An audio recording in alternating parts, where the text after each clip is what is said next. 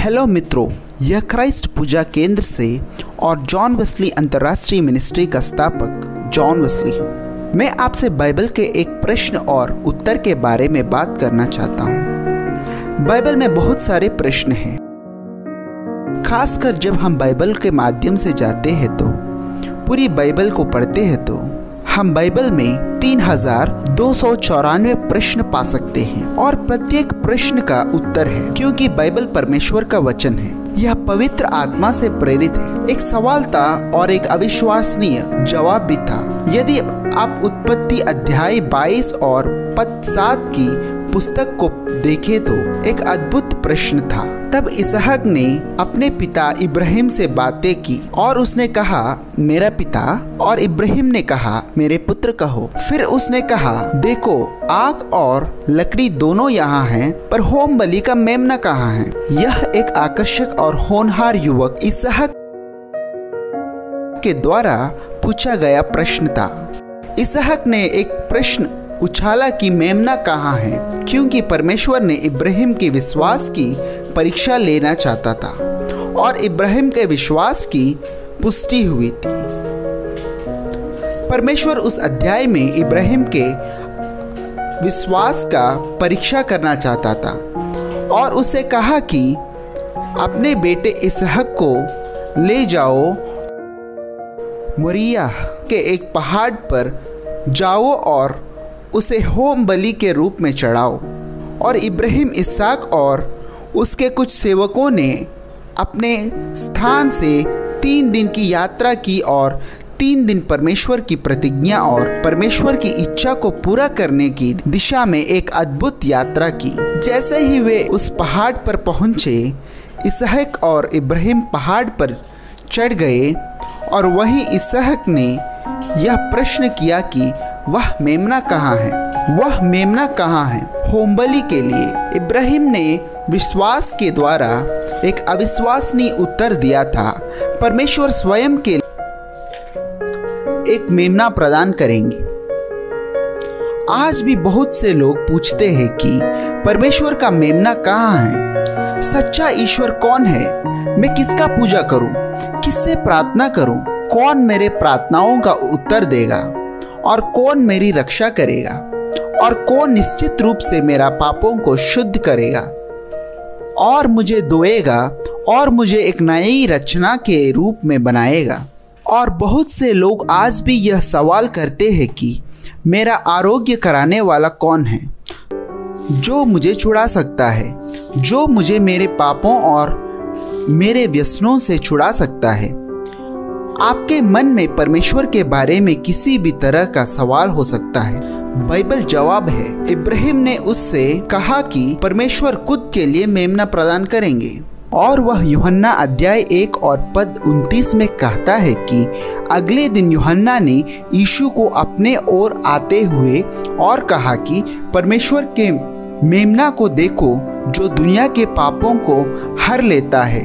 कई वर्ष पूर्व यूहन्ना बपतिस्मा नामक एक व्यक्ति था जो शास्त्र कहता है कि वह मसीह का अग्रदूत था। मेमना कहाँ है? उस प्रश्न का उत्तर यहाँ यूहन्ना अध्याय 1 और पद 29 में दिया गया है। यहाँ परमेश्वर का मेमना है जो संसार की सभी पापों को ले जाता है, न केवल एक निश्चित समुदाय या राष्ट्र। यीशु मसीह मानव जाति के सभी पापों को दूर करने के लिए इस दुनिया में आए। बाइबल कहती है कि सभी ने पाप किया और प्रभु की महिमा से रहित हैं। इसमें कोई संदेह नहीं है, कोई अंतर नहीं है।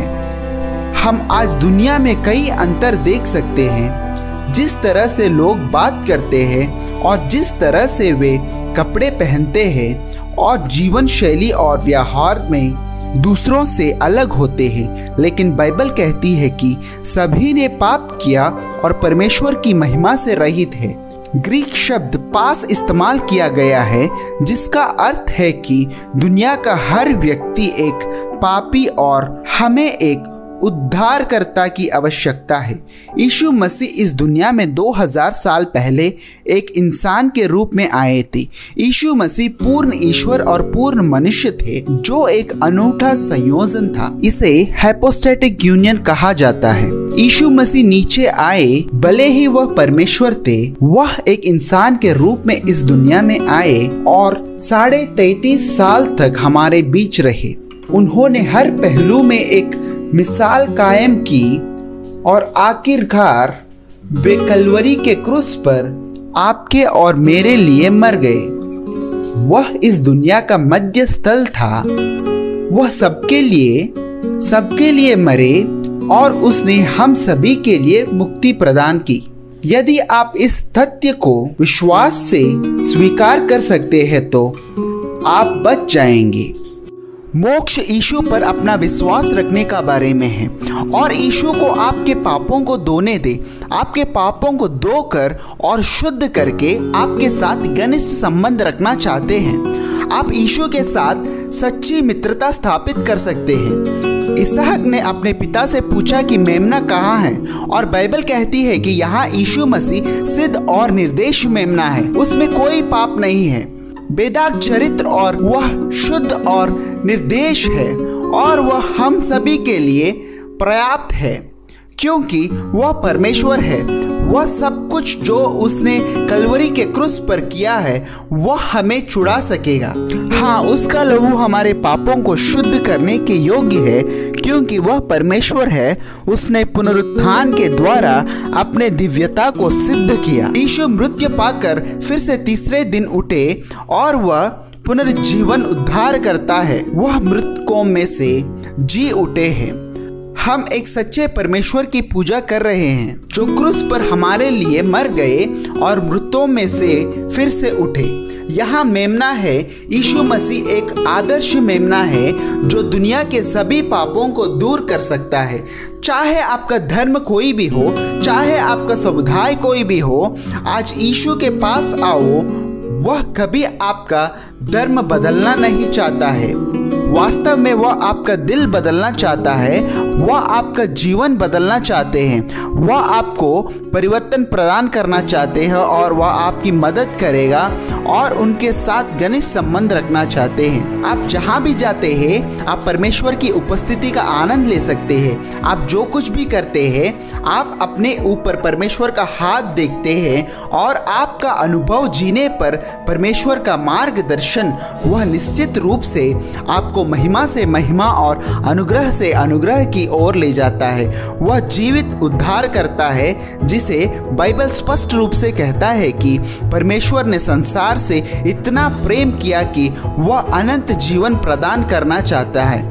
यदि आप यीशु पर अपना विश्वास रख सकते हैं, चाहे आप कहीं भी हो, चाहे आप कुछ भी करें, बस यीशु पर विश्वास करो और वह वही है जो तुम्हारे लिए क्रूस पर मरा और वह मेमना है जो ले जाता है। वह मेमना है जो आपके और मेरे सहित मानव जाति के सभी पापों को दूर कर सकता है। परमेश्वर आपको भला करे और आपका दिन मंगलमय हो।